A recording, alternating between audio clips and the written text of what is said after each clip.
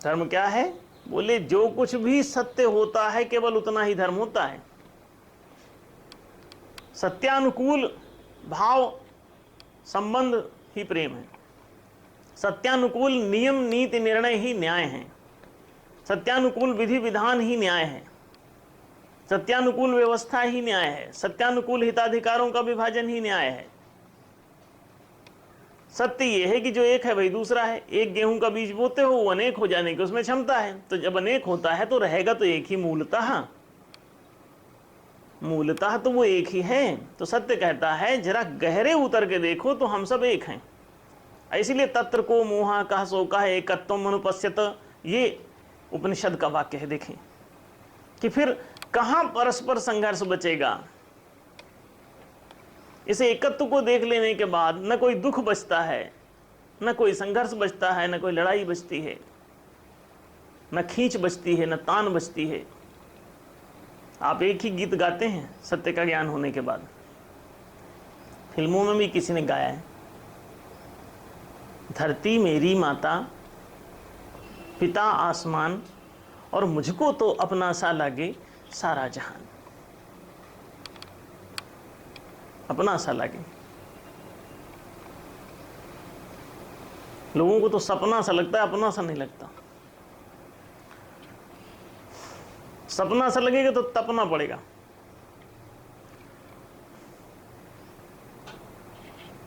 सत्य सा लगे, सही सही में लगे अपनत्व दूसरों के प्रति, तो द्वेष, ईर्ष्या, उपद्रव, नौटंकी सब खत्म, लड़ाई सब खत्म।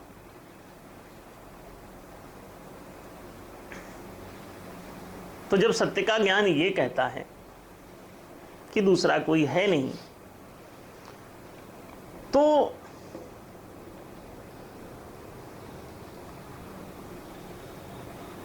परेशानी कैसी? दूसरे को स्वीकार कर लो। जो एक का हिताधिकार है वही दूसरे को दे दो।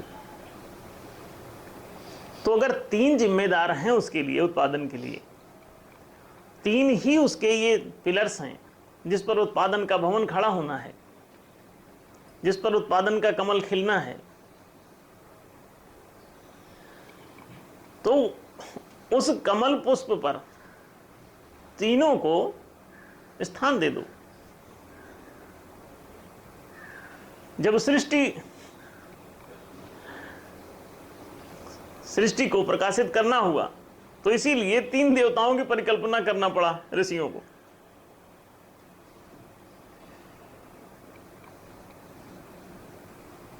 किसी भी उत्पादन में तीन जिम्मेदार होंगे, स्थान, समय, कारण, स्पेस, टाइम, काज। विज्ञान को भी पता है, आधुनिक विज्ञान इन बातों को भली भांति जानता है। इसी को आप प्राचीन भाषाओं में कहें तो ब्रह्मा, विष्णु, महेश कह डालो। बुरा लगे तो आज के आधुनिक विज्ञान वाला ही कहा करो, हमारा कोई आग्रह नहीं है इसके लिए। आधुनिक विज्ञान की भाषा में बात करो, ज़्यादा अच्छा होगा। किसी हिंदू मुसलमान का कोई बैर नहीं पड़ेगा। अरे यार ये तो अपने शब्दों में कुछ बोल रहे हैं। नहीं, इन शब्दों को ही तुम फेंक दो, गुस्सा लगती है तो कोई दिक्कत नहीं। तुम स्पेस, टाइम, अंग्रेजी से भी नफरत हो गई तो उर्दू में कह लो।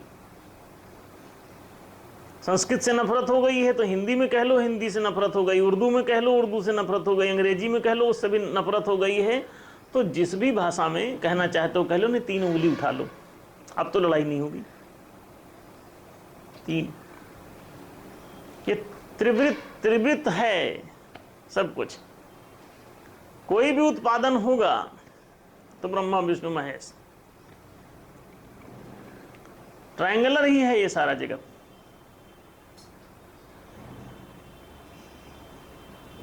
जो भी करोगे तो आदि मध्य अंत तो हो ही जाएगा। गंगा गोमुख से शुरू होगी, बीच में बहेगी, बंगाल की खाड़ी में जाके गिर पड़ेगी।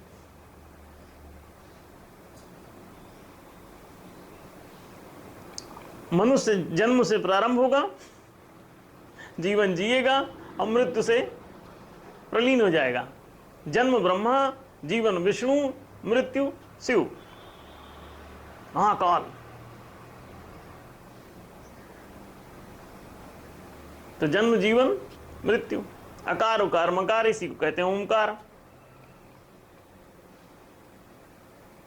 कुरान शरीफ में ये तीनों शब्दों को लिया गया था, अलिफ लाम मीम, और कहा गया कि इन तीनों शब्दों का अर्थ नहीं बताया हमारे नबी ने। अरे नबी के पास टाइम न रहा होगा, नहीं बताया, अब तुम समझ लो कि जगह ट्रायंगुलर है, अलिफ लाम मीम में बटा हुआ है, अकार उकार मकार में बटा हुआ है, तीनों को बोलो तो ओम हो जाता है, ओम आमीन, स्वीकार भाव। संस्कृत में भी आम कहते हैं हाँ को, आमीन माने होता है हाँ ऐसा ही हो। आप सब एक ही थे, नफरत करते करते आर्थिक विभाजन न्यायपूर्वक न करके खींचतान शुरू कर ली, और खींचतान करते करते आप हिंदू हो गए, कुछ मुसलमान हो गए, कुछ सिख हो गए, कुछ ईसाई हो गए। अरे चलो लौट आओ वापस, झंझट खत्म करो, ठीक से आर्थिक वितरण कर लेते हैं, सब लोग सुखपूर्वक जियो। हिंदू मुस्लिम सिख ईसाई क्या है? जबरदस्ती जैन बने फिर रहे हो, जबरदस्ती बौद्ध बने फिर रहे हो, जबरदस्ती तुम कुछ भी, और सब अपने अपने को महान समझने का भ्रम भी पाले हुए हो। महान एक ही होता है जो सत्य हो, सत्य नहीं हो तो तुम्हारी गरीबी नहीं हटेगी, सत्य नहीं हो, सतपथ पर चलो तो तुम्हारा सब कुछ ठीक हो जाएगा। दुष्पथ पर चलोगे तो चाहे तुम हिंदू बन के दुष्पथ पर चलो, चाहे तुम मुस्लिम बन के, सिख बन के, ईसाई बन के, जैन बन के, बौद्ध बन के, पारसी बन के, बहाई बन के, जो भी तुम बन के कोई भी नाम धर लो अपना, और दुष्पथ पर चलो, उबड़ खाबड़ पथ पर चलो, दूषित पथ पर चलो, दुर्गम हो जाएगा जीवन का प्रवाह, स्कूटर लड़खड़ाएगी। तो एक ही तो बात है कि राजस्व ठीक से पहले निर्णय कर लो। सैकड़ों टैक्सों में तुम परेशान हो, इन बातों को मैं अगले एपिसोड्स में उठाऊंगा, अभी थोड़ा सा कहता हूं। राजस्व का ठीक निर्णय कर लो तो एक ही राजस्व होता है, ये 1/3 हर प्रत्येक उत्पादन पर ये 1/3 राजस्व होता है। 3 रुपए आप कमाते हैं, 1 रुपए सरकारी कोष में जमा हो गए, 300 कमाया 100 रुपए जमा हो गए, 3000 कमाया 1000 जमा हो गया। जितनी कमाई उतना टैक्स, जितना उत्पादन उतना राजस्व। तीसरा भाग, कम उत्पादन तो तीसरा भाग कम होगा, ज्यादा उत्पादन तो तीसरा भाग ज्यादा होगा। अब इस बात से किसी को दिक्कत भी नहीं होगी। एक तो सभी राजस्व चुकाएंगे, दूसरे अपनी आर्थिक दशा के अनुसार चुकाएंगे। 3 लाख किसी ने कमाया तो 1 लाख जमा हो गया, और 3 रुपए किसी ने कमाया तो 1 रुपया जमा हो गया। 3 पपीता आपने उगाया तो 1 पपीता जमा करा है राजकोष में।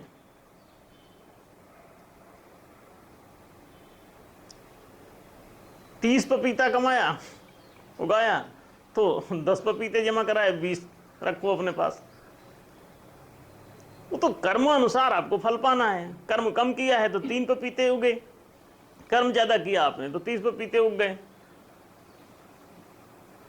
तो वो 2 का उपभोग करे, वो 20 का उपभोग करे, और वो 1 का योगदान करे राजस्व में, और वो 10 का।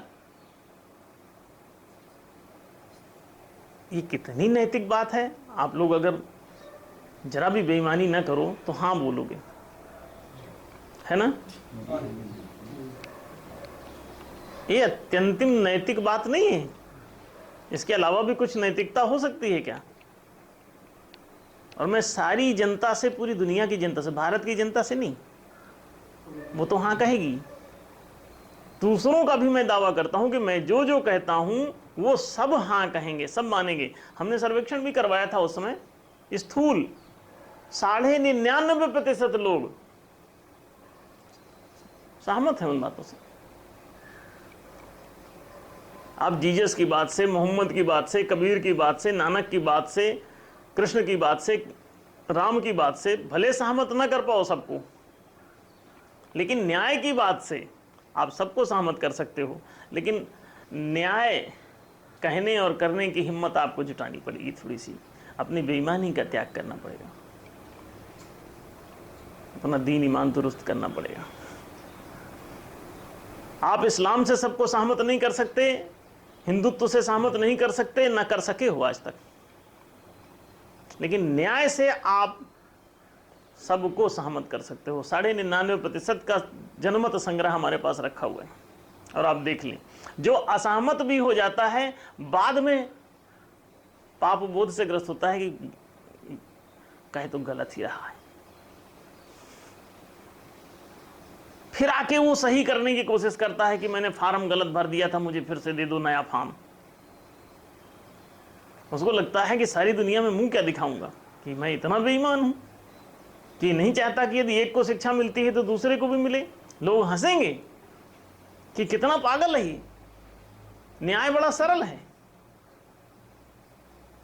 H2O का सिद्धांत भले लाखों वर्ष बाद निकला हो, लेकिन है बड़ा सरल। हाइड्रोजन 2 हिस्सा, ऑक्सीजन 1 हिस्सा, इसको किसी भी चुंबकीय क्षेत्र में मिलाओ, तो जैसे ही आप विद्युत चुंबकीय क्षेत्र में मिलाते हो तो पानी बन जाता है। अभी तो बड़ा अजीब सा सिस्टम है तो बड़ा सरल, तो लाखों साल क्यों लगाया आपने? सोई जाने जेहि देहु जनाई। अगर जीवित टीचर क्लास में आके आपसे ये ना कहे कि ये जो ऐसी आकृति बनी हुई है इसे क्या कहते हैं, तो 80 साल तक भी तुम बैठे रहो, किताब पर चढ़े, बड़ा सुंदर स्कूल बना हो, बढ़िया सीटें लगी हों, पूरा स्कूल एसी कर दो, मिड डे मील पूरा भर दो, मगर टीचर जीवित वहां से हटा दो। अब ना इसे किताब सिखा पाएगी, ना स्कूल, ना मिड डे मील, ना बिस्कुट, ना नाश्ता, ना चाय, ना कोल्ड ड्रिंक, कुछ भी नहीं होगा। पहला अक्षर भी नहीं आएगा, काला अक्षर भैंस बराबर ही रहा आएगा। क्यों? सोई जानई यही देव जनाई। आगे वाला पीछे वाले को जनाए तभी जान पाता है, नहीं तो नहीं जान पाता है। इस क्रम को न तोड़ना, इसे ही भारत में गुरु शिष्य परंपरा के रूप में प्रतिष्ठित कर दिया गया था कि आगे वाला पीछे वालों को बताता रहे। एक शायर हुआ, उसने बड़ा अच्छा शेर लिखा है, आगे बढ़ते रहिए, पत्थर उठाते रहिए और आने वालों के लिए राह बनाते रहिए। बड़ों का फर्ज है, गुरु माने होता बड़ा, गुरु माने कोई ऐसा नाटक ना समझना। गुरु माने होता है लघु और गुरु, छोटा और बड़ा।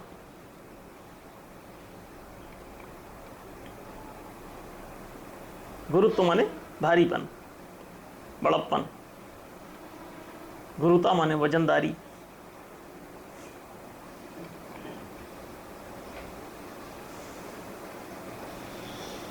तो अब देखें आप, जो ज्यादा वजनदार है, जो ज्यादा बड़ा है, ज्यादा भारी है, वो अपने से छोटों का संरक्षण करें, उनको बताता रहे, उनको सिखाता रहे। आगे बढ़ते रहिए, पत्थर उठाते रहिए, आने वालों के लिए राह बनाते रहिए। ऐसा करोगे तभी तो बात बनेगी। और आप लोग तो ईर्ष्या में इतना फंस जाते हो कि छोटी सी बात पता चल जाती है और कोई पूछे तो एकदम सिकुड़ जाते हो। भारत में पता नहीं कितनी कलाएं विकसित हुई और अपनी आगे पीढ़ी को उन्होंने ट्रांसफर नहीं किया, बताया नहीं, तो वो चीज उनके साथ ही दफन हो गई और जगत से मिट गई। ऐसे ऐसे आयुर्वेदिक नुस्खे हैं, गांव गांव को पता है कि जिसके लिए करोड़ों रुपए व्यय हो रहा है मेडिकल साइंस पर, और उसे वो चंद मिनटों में वो ठीक हो जाता है। जरा से 2 पैसे की भी दवा नहीं, फ्री की ही दवा रहती है, छोटी सी औषधि, और उसे पिलाते हुए एकदम ठीक हो जाता है। और गांव के लोग जानते हैं, बच्चे को भी नहीं बताते।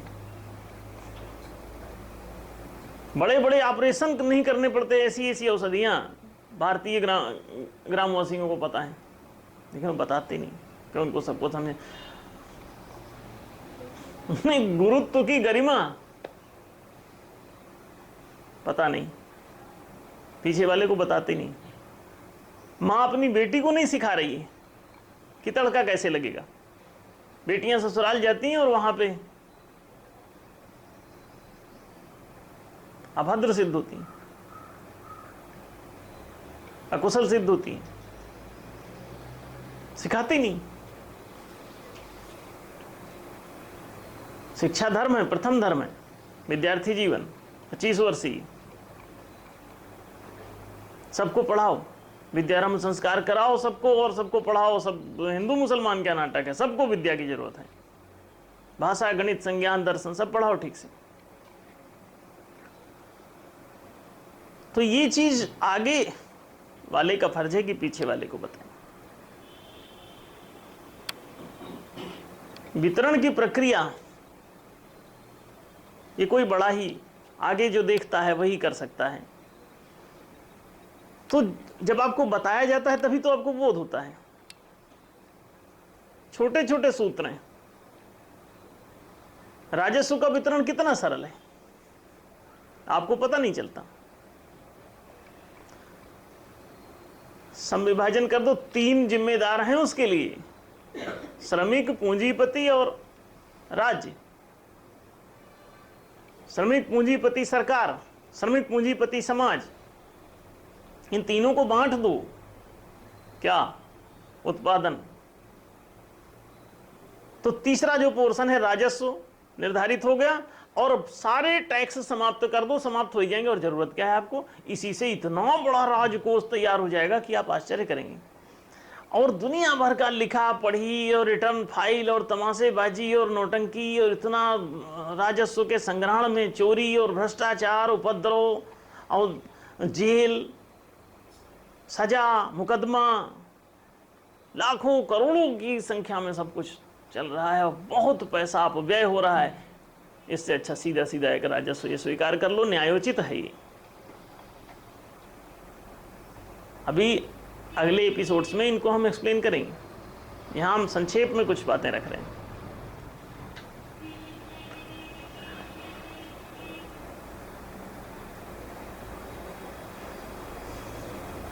सिर्फ इतना समझ लें कि एक राजस्व का संग्रहण न्यायोचित, और फिर राजकोष का इससे निर्माण हो गया। अब करोगे क्या इसको? गुलछर्रे उड़ाओ, बदमाशी करो, स्विट्जरलैंड के बैंक में जमा कर दो, चूहे की बिल में डाल दो, घनानंद की तरह घड़ों में भर के और ले जा के किसी मंदिर के नीचे गाड़ो, जंगलों में थोप दो। क्या करोगे? फिर कोई चाणक्य का पिता चाणक्य खोद के उसको ले आए, फिर उसको सजा दो राजद्रोह का। यही तो करोगे। अगर अपात्र व्यक्ति को वहां बैठा दिया तो राजकोष राजा का कोष हो जाएगा। घनानंद नहीं, सत्यानंद, प्रेमानंद, न्यायानंद, ऐसे लोगों को बैठाओ। पुण्यानंद को ना बैठाना। कई पुण्यानंद हुए कि राजकोष से दान कर रहे हैं। भैया राजकोष सार्वजनिक है, तुम कहां पर्सनल दान कर रहे हो? राजकोष को राजा ने अपना कोष मान लिया और उससे दान दक्षिणा बांट रहा है। ज्यों ज्यों कर ऊंचे उठे त्यों त्यों नीचे न। लज्जा भी दिखा रहे हो दान देते समय, रहीमदास जी। ऐसे ऐसे जमींदार थे आपके, पहले लूट लेते थे सब, फिर उसमें से थोड़ा सा दान। तो ऐसा नाटक न करो, ठीक से वितरण करो। दान दून करने का किसी को अधिकार नहीं। विश्वविद्यालय अनुदान आयोग ये तुम अनुदान क्यों कर रहे हो, कोई भिखारी है पब्लिक? ये सारे अनुदान आयोग बंद करो और ईमानदारी से 25% शिक्षा बजट बनाओ और शिक्षा के लिए 25 वर्षीय सबका विद्यार्थी जीवन घोषित करो और 25 साल बाद प्रिंसिपल ही सबको रोजगार का परीक्षण करके जो जिस योग्य है, पात्र है, वैसा कर्म, पद और संपदा का मालिक घोषित करके प्रिंसिपल ही घर भेजे। जाओ फला जगह तुम्हारी ड्यूटी। कृषि कर्म करने योग्य है तो जाओ कल से कृषि कर्म करो, ये रही तुम्हारी जमीन, इसका प्रमाण पत्र।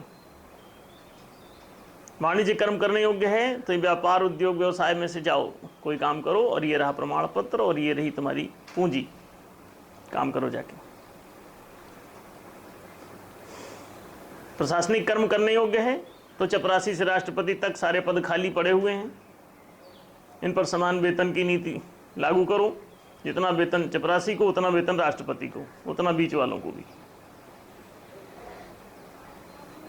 अरे वो कोई वाणिज्यिक पद थोड़ी हैं कि वहां पर पैसे के चक्कर में जा रहे हो। उस लोक सेवा के पद हैं, लोक सेवा आयोग से सबकी भर्ती करो। चपरासी से राष्ट्रपति तक सबकी भर्ती लोक सेवा आयोग से करो। पहले टेस्ट लो कि इनमें पात्रता है कि नहीं, सेवा भावना का विकास है कि वैसे ही चले आ रहे हैं। इनकी जन सेवा जानलेवा हो जाएगी। तो जन सेवा जानलेवा ना होने पाए इसके लिए पात्र की प्रतिष्ठा करो। पात्र ही पद की रक्षा कर सकता है, नहीं तो पद के द्वारा अपनी गरिमा ढूंढने लगेगा। ये अपनी गरिमा से पद की शोभा बढ़ाए, पद की गरिमा से अपनी शोभा बढ़ाने वाले मत नियुक्त करो। वहां पहले से ही गरिमावान लोग वहां बैठाओ, सुपात्र व्यक्ति बैठाओ। नेतृत्व करने लायक हो गया है, 75% से ऊपर अंक आते रहे हैं, अधिशत दशा में है, चेतनात्मक विवेक चक्षु, ज्ञान चक्षु का विकास हो गया है, वृत्तियों पर इसके विवेक का शासन हो गया है, तो ये निष्पक्ष न्यायकारी होगा।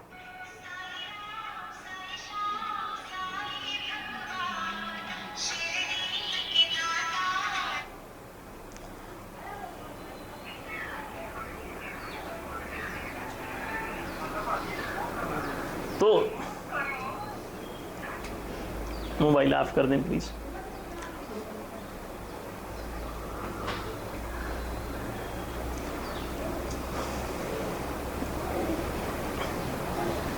जब तक आप कर्म, पद और संपदा का समुचित नियोजन नहीं करेंगे, झगड़े शांत नहीं होंगे, कार्य कोई पालित नहीं होंगे। कार्यपालन अगर सही कराना है तो कार्यपालिका में चपरासी से राष्ट्रपति तक के सभी लोक सेवी घोषित किए जाएं और सबके समान वेतन की नीति अपनाई जाए। सेवा का कोई मूल्य न माना जाए, ये परिवारों के जीवन निर्वाह के लिए दिया जाने वाला वेतन हो। सेवा तो निःशुल्क, सेवाएं निःशुल्क ही होती हैं, वास्तविक सेवा तो निःशुल्क है। आप किसी को एक गिलास पानी दे देंगे तो क्या आप पैसा मांगेंगे 5 रुपए? अपने बच्चों की सेवा आप करते हैं, जितने बार चाय बना के दोगे उतने बार पैसे जमा कर 5 रुपए। ऐसा होता है क्या? फिर उसको सेवा मानोगे क्या? वो तो फिर वाणिज्यिक सेवा हो जाएगी, लोक सेवा नहीं रह जाएगी, राजकीय सेवा नहीं रह जाएगी। और राजकीय सेवा का मतलब ये ना समझना कि राजा की सेवा करने के लिए कर्मचारी नियुक्त किए। अभी बीच में ऐसे ही चला हजारों साल कि राज परिवार और राजा की सेवा के लिए कर्मचारी नियुक्त किए जाते थे, राज्य की सेवा के लिए नहीं, राष्ट्र की सेवा के लिए नहीं, लोक माने सार्वजनिक जनता की सेवा के लिए नहीं, राजा की सेवा के लिए सारे दास दासी नियुक्त किए जाते थे। ये तो इतना बढ़िया तो आपका विज्ञान था।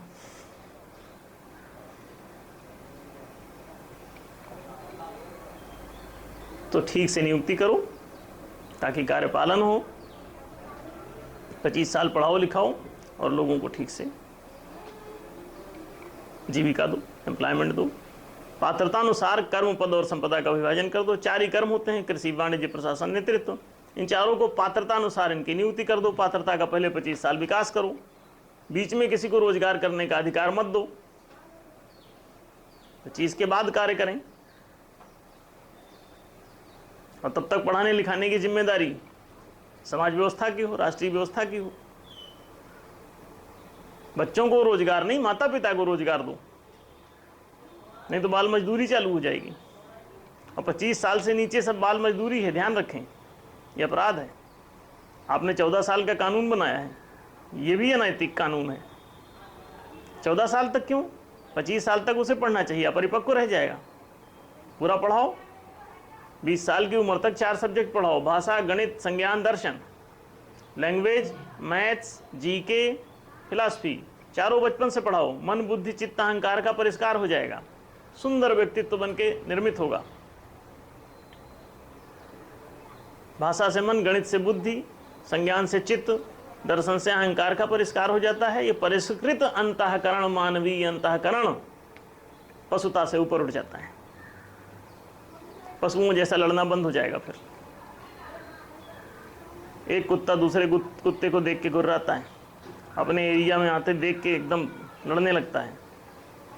एक खाता हुआ कुत्ता दूसरे कुत्ते को देख के इसलिए गुर्राने लगता है कि ये भी ना इसमें जुड़ जाए, खाने लगे। तो ये पशुता है। इस पशुता से ऊपर उठने का क्या,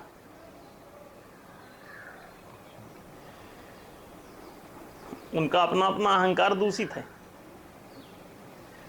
अहंकार जो है सर्वात्मक हो, ब्रहंकार हो जाए, बृहदाकार हो जाए, आप सर्वव्यापक अस्तित्व को माने कि वो एक ही अनेक हुआ है। एक बीज ही अनेक बीज हो जाता है, तो जब अनेक हो गए तो लड़ाएं आपस में, ये कौन सा ज्ञान है। एक बीज बोया और अनेक हो गए। आज़ादी के समय आप 35 करोड़ थे, अभी 125 करोड़ हैं, तो वो 35 करोड़ ही तो इतने हो गए, तो अब लड़ोगे। 35 करोड़ की एक इकाई मान लो, तो उनसे इतने सारे हो गए 125 करोड़, तो वो एक इकाई ही इतने सारे हो गए हैं, अब क्या लड़ें। और लड़ रहे हो तो बुद्धिमान हो, कोई बोध है, दर्शन पढ़े नहीं। दर्शन, ये जिंदगी के व्यवहारिक दर्शन को तो पढ़ लो कि वास्तविकता क्या है। ऐसा ही तो है वास्तविक, एक ही बीज तो अनेक हुआ है। 600 अरब कोशिकाएं वैज्ञानिक कहते हैं आपके शरीर में है, और प्रत्येक कोशिका एक पूरा यूनिट है, एक जीव है। अब उस एक बॉडी सेल को लेके आप पूरा क्लोनिंग सिद्धांत पर एक हूबहू ऐसा ही आदमी बना सकते हो। तो हर आदमी में होते हैं 10-20 आदमी नहीं, हर आदमी में होते हैं 600 अरब आदमी। और फिर उन 600 अरब लोगों में 600 अरब फिर बन जाते हैं। फिर उनमें सब में अब गिनती मुश्किल पड़ जाएगी, 2-4 बार रिपीट कर दिया तो वो एक ही तो विस्तृत हुआ जा रहा है। हम क्यों आपस में एक दूसरे के साथ इतना खिलवाड़ कर रहे हैं, एक दूसरे के साथ इतना द्वेष, इतनी ईर्ष्या, इतना दम्भ, इतना उपद्रव, इतनी लड़ाई क्यों? शिक्षा नहीं। तो ये शिक्षा जरूरी लगी, फिर रोजगार जरूरी लगा 25 साल के बाद। व्यक्ति को जैसे शिक्षा चाहिए, ऐसे परिवार को रोजगार की जरूरत होती है। परिवार चलेगा नहीं बिना रोजी रोटी के। ग्राम को सड़क, पानी, बिजली जैसी सुविधाएं चाहिए। समष्टि को चिकित्सा, सुरक्षा, बीमा, बैंकिंग, ये सब चाहिए, वो संरक्षित तभी रह सकेंगे। तो व्यक्ति को शिक्षा, परिवार को जीविका, ग्राम समाज को सुविधा, सृष्टि या समष्टि को संरक्षण। तो शिक्षा, जीविका, सुविधा, संरक्षण, यही चारों चीजें राष्ट्र को मिलने चाहिए थे। जनता को ये चारों सेवाएं दे दो, यही राष्ट्रीय कार्य हुए, सरकार के यही चारों कार्य हुए। और उत्तरदायित्व भी हुआ, क्योंकि पैसा ले लिया है, ये कार्य किया नहीं। पैसा ले लिया तो दायित्व तो बन गया, अब दो तो एक दुकानदार ने आपसे 10 का नोट ले लिया और सामान नहीं दिया आपको। पेन खरीदने गए, बोले जाओ। तो ये आप कहेंगे भाई आप उत्तरदायी हैं कि आप 10 रुपए का पेन दीजिए। अच्छा, दूसरी तरफ देखो, पेन आपने ले लिया और चल दिए, बोले जय राम जी की, जय भगवान, नमस्ते, गुड बाय। तो वो कहेगा ठहरो, पेन लिए चल दिए, तुम्हारा कुछ दायित्व तो बना कि नहीं बना पेन के अगेंस्ट में? टैक्स लिए चल दिए, राजस्व बटोर लिया, रेवेन्यू इकट्ठा कर लिया, राजकोष बना लिया और चुनाव लड़के जीत लिया, राजकोष पर कब्जा कर लिया और गए नहीं अपने क्षेत्र में। किसी को शिक्षा मिली कि नहीं मिली, नेता से कोई मतलब नहीं। किसी को रोजगार मिला कि नहीं मिला, नहीं मतलब। ग्राम को सड़क पानी बिजली पहुंची नहीं पहुंची, कोई मतलब नहीं। तो पूछेंगे नहीं कि तुम्हारा कुछ दायित्व तो बनता है कि नहीं बनता, ये जो लिए हो ये चुकाओगे कि नहीं, कि कर्जा लोगे, दोगे नहीं। तो ये कर्तव्य भी है और साथ साथ उत्तरदायित्व भी है ये देना, क्योंकि ले रखा है इसलिए ये उत्तरदायित्व है। और राज पद पर पहुंचे हो इसलिए राज कार्य है, ये कर्तव्य भी है आपका। ले रखे हो, राजस्व बटोर रखे हो, इसलिए उत्तरदायित्व भी बना। चारों चीजें दो, नहीं दोगे तो पाप पड़ेगा तुम्हारे ऊपर, फिर तुमको कोई आके दूसरा मारेगा। कितने बार राज परिवार मारे जाते हैं। नेपाल का राज परिवार पूरा मारा गया, तो बिना पाप के मृत्यु होती नहीं, ऐसा सभी धर्म मानते हैं। विनाश होता नहीं, पापी का ही विनाश होता है। रावण कंस लोगों का ही विनाश होता है। तो जब पापियों का ही विनाश होता है तो पाप करते क्यों हो, लेके चुकाते क्यों नहीं। और सबसे ज्यादा राजवंशी ही पिटते हैं, बंदर भालू चढ़ जाते हैं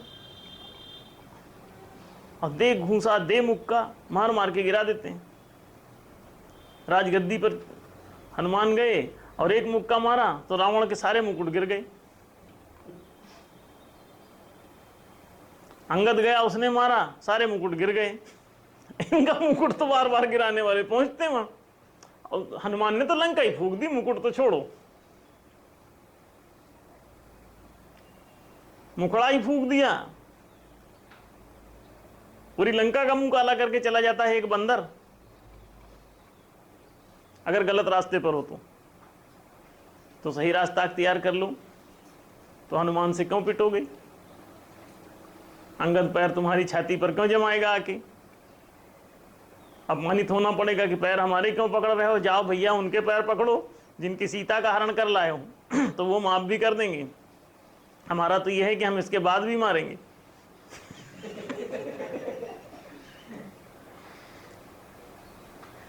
ठीक है ना। अंगद बोले हम तो इसके बाद भी मारेंगे ही, उनसे माफी मांगो तभी मारपीट रुक सकती है। गलत काम बंद करोगे नहीं। सीता है लक्ष्मी, लक्ष्मी हरण कौन कर रहा है आजकल? चारों तरफ भ्रष्टाचार भ्रष्टाचार, काला धन काला धन। सीता को ले जाके काला कर दिया। सीता लक्ष्मी का रूप है, तो लक्ष्मी को सब हरण करने के लिए तैयार हैं सारे रावण।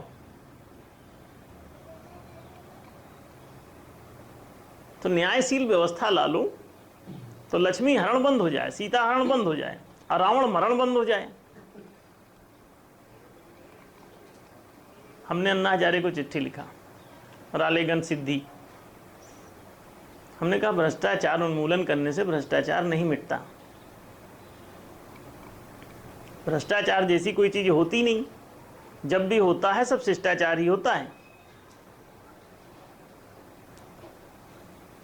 बस जो जिस चीज के लिए शिष्ट है वो वैसा ही काम करता है। जो चीज अंदर संस्कार बैठ जाएंगे, प्रकृति बन जाएगी, स्वाभाविक रूप से वो वही काम करता है। बिल्ली भौंकती नहीं, कुत्ता म्याऊं नहीं करता।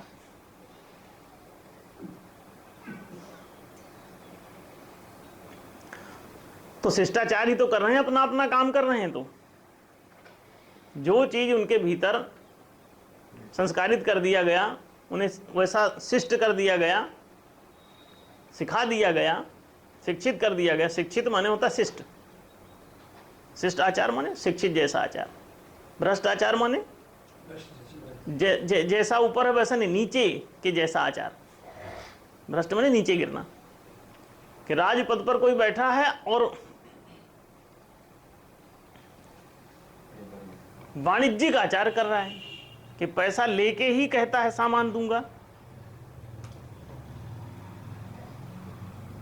ये बनिए की दुकान पे हो सकता है, कलेक्टर के ऑफिस में नहीं, कि पैसा लेंगे तब फाइल आगे खुलेगी। सेवा का शुल्क जमा करो, नहीं शुल्क अब क्यों? वो जो राजस्व लिया था वो काहे के लिए? उसका क्या करोगे? स्विट्जरलैंड भेजोगे? चूहे की बिल में डाल दोगे सारा। 1400 टन सोना किसी अखबार में मैंने पढ़ा, जब उसको कर्नल गद्दाफी को, लीबिया का शासक जो था, कर्नल गद्दाफी को जब जनता ने मार गिराया, 1400 टन सोना उसके घर से निकला। ये किसी ने मुझे बताया।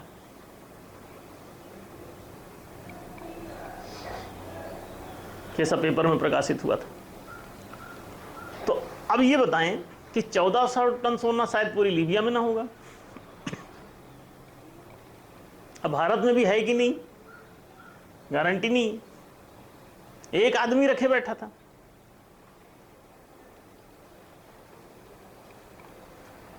इराक का सद्दाम हुसैन, लीबिया का कर्नल गद्दाफी, 650 न जाने 6,500 करोड़ कितना जमा कर रखा है कहीं एक देश में, उतना ही किसी दूसरे देश में, और उन देशों ने सुना है कि जब्त भी कर लिया। तो ये अपने देश को लूट लूट के बाहर पहुंचाते हैं। उस पैसे को वो लोग पूंजी के रूप में अपना इस्तेमाल कर रहे हैं और अपना डेवलपमेंट कर रहे हैं। और ये पागल लोग अपने देश में डेवलपमेंट नहीं होने दे रहे हैं। इससे अच्छा काला पीला धन की बात खत्म करो, सभी धन को सफेद मानो, जो कुछ है खुला रखो और ये लफड़ा ही खत्म कर दो।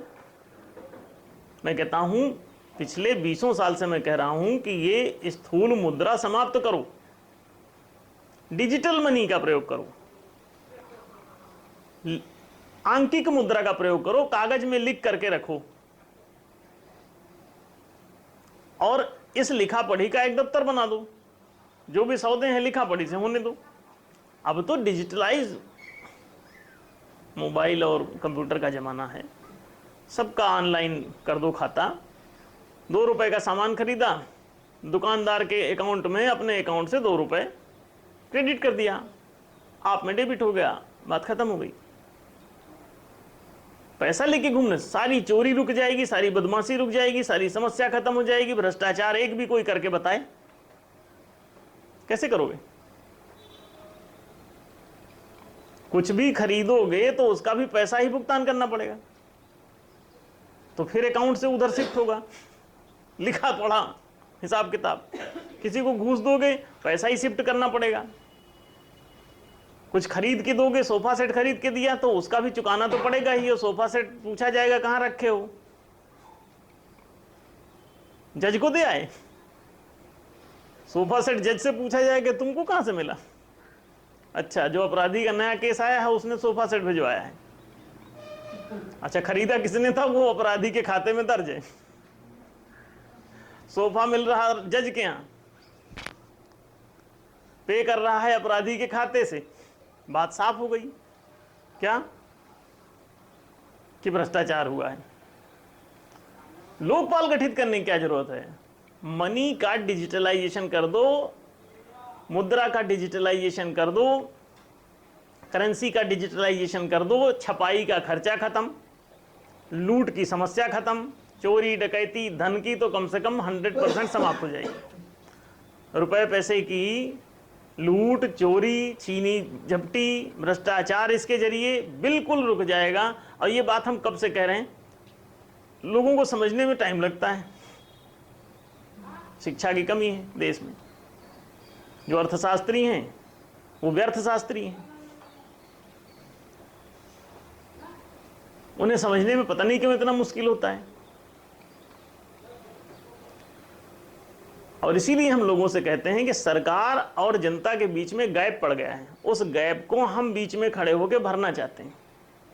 अगर कोई टीवी चैनल, कोई अच्छा पत्रकार जो बदतमीज ना हो, वो हमसे बात करना चाहे तो हम राजी हैं इसके लिए। और देश की सारी समस्याएं ही हम समाप्त कर देंगे, देश की नहीं दुनिया की समस्याएं समाप्त कर देंगे। सारा आतंकवाद मिटा देंगे, सारी गरीबी मिटा देंगे, सारी बेरोजगारी मिटा देंगे, अशिक्षा मिटा देंगे, दहेज मिटा देंगे, बलि प्रथा मिटा देंगे, तुम्हारी जितनी निर्मल बाबा का जितना नाटक नौटंकी है वो मिटा देंगे। कोई नहीं जाएगा वहाँ, और उसके खिलाफ इतना दुनिया भर का आंदोलन चला रहे हैं। इससे अच्छा है हम जो कहते हैं वो कर लो, इस तरह का धंधा ही बंद हो जाएगा। कोई किसी को बेवकूफ बनाने की स्थिति में ही नहीं रहेगा, सब काम ठीक से चलेगा, कोई काला धन बचेगा ही नहीं। आज देखो, आज से 40-42 साल पहले कांग्रेस ने एक नारा दिया, गरीबी हटाओ। हम स्कूल जा रहे थे तो रास्ते में एक दीवार पर लिखा था गरीबी हटाओ। उसी समय बस स्कूल जाना ही शुरू किया था, जोड़ जोड़ के पढ़ना सीखा तो यही पढ़ लिया कि गरीबी हटाओ। माँ से पूछा घर आके कि गरीबी हटाओ क्या होता है, तो माँ ने कहा बेटा ये जो गरीब लोग होते ना, इन्हीं को, इनकी गरीबी को हटाने का, ये अच्छे से खाना पीना इनका सब चले, ये कहा जाता। तो हमने कहा ये तो बहुत अच्छा है, इसको हटाते क्यों नहीं। तो उन्होंने कहा कि दरअसल जिनको हटाना है उन्हीं लोगों ने ये लिखा है।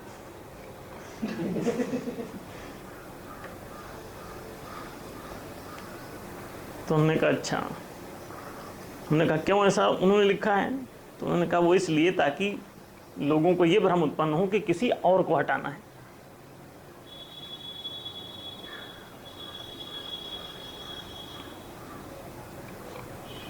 ताकि लोगों को ये लगे कि गरीबी किसी और को हटाना है, उनके ऊपर से इल्जाम सब हट जाएं। हम ये कह रहे हैं कि आपने चलो लिखा, एक शुभ चिंतन था, ये अच्छी बात है, लेकिन ये 42 साल से हटाए क्यों नहीं। इसका मतलब तुमको गरीबी हटाने का फार्मूला मालूम नहीं, पानी बनाने का फार्मूला तुमको पता नहीं कि H2O से बनता है। अगर पता होता तो प्यासे क्यों मरते। गरीबी जो व्याप्त है, ये इसकी स्थिति क्या बताती है कि गरीबी हटाने का फार्मूला पता नहीं। तो हमसे पूछो, शाम को पूछो, सुबह कोई गरीब मिले तो मुझे बताओ। और इसके लिए हमको वोट देने की जरूरत नहीं कि लोग हमको वोट दें, हमको प्रधानमंत्री बनाएंगे तब हम बताएंगे, ऐसा कुछ नहीं। हमको राष्ट्रपति बना दो तब हम तुम्हारी गरीबी दूर करेंगे, हम ऐसा नहीं कहते। भय भूख, देखो बीजेपी कहती है भय भूख भ्रष्टाचार मिटा देंगे, हमको वोट दो। हम कहते हैं हमसे ऐसे ही पूछ लो, हम ऐसे ही बता देंगे, और हमें वोट देने की जरूरत नहीं, हम जहां बैठे हैं यही ठीक है। जो पार्टी भी सत्ता में रहे, हम जो कह रहे हैं उसे करें। ना मिट जाए गरीबी तो हमको बताएं, हमसे पूछ लें, डिस्कस कर लें। कांग्रेस चाहती है अगर गरीबी हटाना तो हमसे पूछ ले, हम बता देंगे गरीबी हट जाएगी। सत्ता में वही बने रहें, समस्या हटनी चाहिए, सत्ता की छीन झपट से क्या लेना देना। बेरोजगारी बहुत दिनों से लोग हटा रहे हैं, नहीं हट रही। अब सरकारी आंकड़ा ये कहता है कि 77% नागरिक 20 रुपए में गुजारा करने के लिए विवश हैं प्रतिदिन। उसमें से आधे ऐसे होंगे जो 2 रुपए भी नहीं पड़ता होगा उनको। तो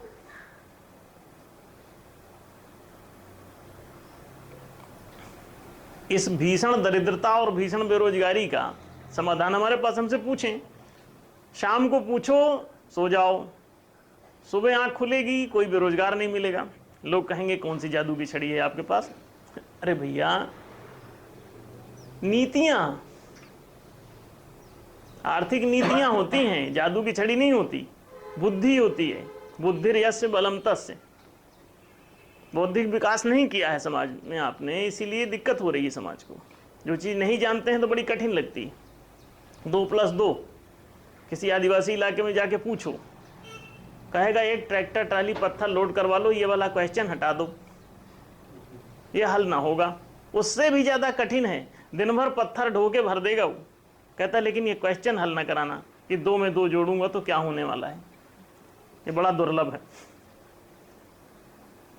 अब सोचो, बच्चे लोगों से 1 में 1 जुड़वाते हैं और कक्षा 1 में कितने फेल हो जाते हैं। वो 1 में 1 जोड़ने पर ही आंसर नहीं आ पा रहा है, पसीने निकले जा रहे हैं, और बाहर निकल के कहते हैं क्वेश्चन पेपर बहुत कठिन था। ये कठिन था? आप लोगों को लगता है कि कठिन है ये क्वेश्चन पेपर? फिर उनको क्यों कठिन लग रहा है? अवस्था का भेद हुआ ना, आपको नहीं लग रहा, उनको लग रहा। तो उसी तरह से हम जो कह रहे हैं, हमारी उस अवस्था के कारण हम कह रहे हैं। हमारे लिए वो कठिन नहीं है। हमसे कुछ भी पूछो, हमारे लिए सब सरल है। जो भी तुम्हारी समस्या है पूछ के देखो, हम उसका समाधान बता रहे हैं। कोई भी तुम नेशनल लेवल पे, सोशल लेवल पे तुम जो भी परेशान हो, जो भी लाखों साल से हल नहीं कर पा रहे हो, तो हमको पूछ लो, हम बता देंगे, वैसा ही कर लो। ना हल हो जाए तो मुझे बताओ।